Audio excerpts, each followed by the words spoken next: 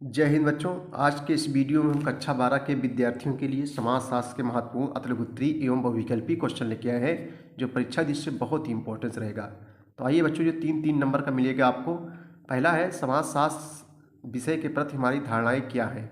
पहला क्वेश्चन है बच्चों कि समाजशास्त्र विषय के प्रति हमारी जो है क्या धारणाएँ हैं।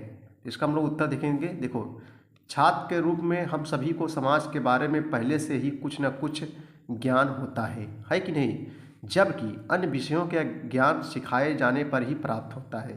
पहले से प्राप्त किया गया ज्ञान समाजशास्त्र के लिए सहायक एवं बाधक दोनों रहे हैं।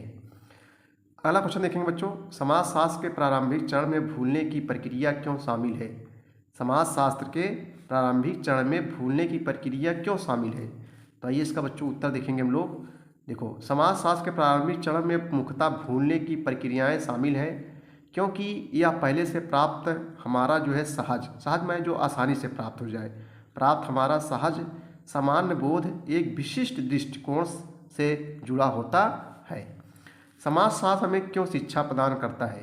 अगला क्वेश्चन बच्चों, समाजशास्त्र हमें क्यों शिक्षा प्रदान करता है। तो इसका हम लोग उत्तर देखेंगे। देखो, समाजशास्त्र हमें यह शिक्षा प्रदान करता है कि हमें विश्व को न केवल स्वयं की बल्कि दूसरों की दृष्टि से भी देखना चाहिए तथा मानव समाज के संदर्भ में निष्पक्ष वैज्ञानिक सत्य की ओर बढ़ना चाहिए। अगला क्वेश्चन बच्चों कि निष्पक्ष वैज्ञानिक सत्यता क्या है। निष्पक्ष वैज्ञानिक सत्यता क्या है, तो इसका उत्तर देखेंगे हम लोग। देखो, मानव समाज के संदर्भ में निष्पक्ष वैज्ञानिक सत्य की ओर बढ़ने का तात्पर्य है कि हमें यह स्वीकार करना होगा कि सत्य एक नहीं अनेक है और प्रत्येक सत्य अपने आप में अपूर्ण होता है। अगला क्वेश्चन देखेंगे बच्चों, समाजशास्त्र की स्वाभाविक मुद्रा तुलनात्मक क्यों होती है। समाजशास्त्र की स्वाभाविक मुद्रा तुलनात्मक क्यों होती है, तो इसका उत्तर देखेंगे। समाजशास्त्र की स्वाभाविक मुद्रा तुलनात्मक होती है क्योंकि समाजशास्त्र हमें पूर्वाग्रह से मुक्त करने का दावा तो नहीं करता, परंतु हमें पूर्वाग्रहों को पहचानने की क्षमता विकसित करने का वादा अवश्य करता है। अगला क्वेश्चन देखेंगे हम लोग।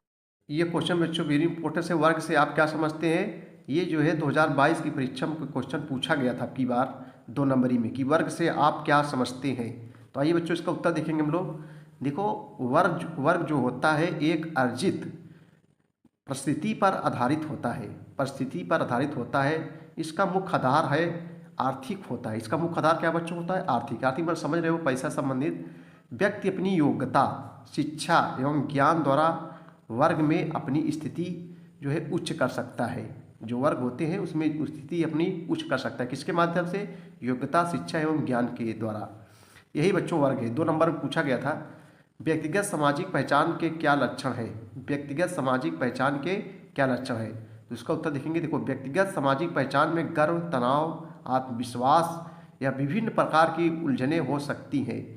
ये सभी लक्षण व्यक्तिगत परिप्रेक्ष्य तक सीमित हैं। ये सब है लक्षण सभी व्यक्तिगत परिप्रेक्ष्य तक ही जो है क्या है बच्चों, सीमित है। आगे हम लोग देखेंगे बहुविकल्पी क्वेश्चन। कुछ आगे बहुविकल्पी क्वेश्चन है कुछ बहुत ही इंपॉर्टेंट है बच्चों। समाज क्या है। देखो, ये क्वेश्चन भी 2022 में 1 नंबरी में पूछा गया था। समाज क्या है, मूर्त है कि अमूर्त है कि ए और बी दोनों है, इनमें से कोई नहीं। बच्चों यहाँ सही जवाब समाज एक जो है अमूर्त है। यहाँ सही जवाब जो है बी हो जाएगा। 1 नंबर की बात परीक्षाओं में 2022 जो परीक्षा हुई थी बच्चों बोर्ड की, उसमें पूछा गया था समाज क्या है, समाज एक अमूर्त है। आगे देखेंगे, समाजशास्त्र की स्वाभाविक मुद्रा कैसी होती है।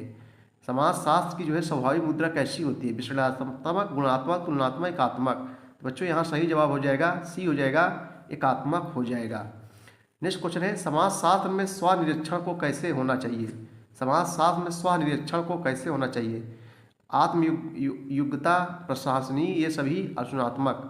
बच्चों यहाँ सही जवाब हो जाएगा सी हो जाएगा, आलोचनात्मक। समाजशास्त्र में स्वनिरीक्षण को कैसा होना चाहिए, आलोचनात्मक होना चाहिए।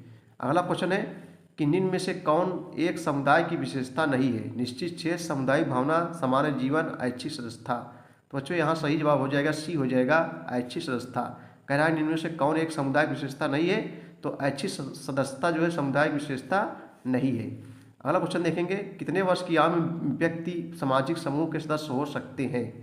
कितने वर्ष की आयु में व्यक्ति सामाजिक समूह के सदस्य हो सकते हैं। बच्चों यहाँ सही जवाब हो जाएगा ये हो जाएगा 18 वर्ष की आयु में।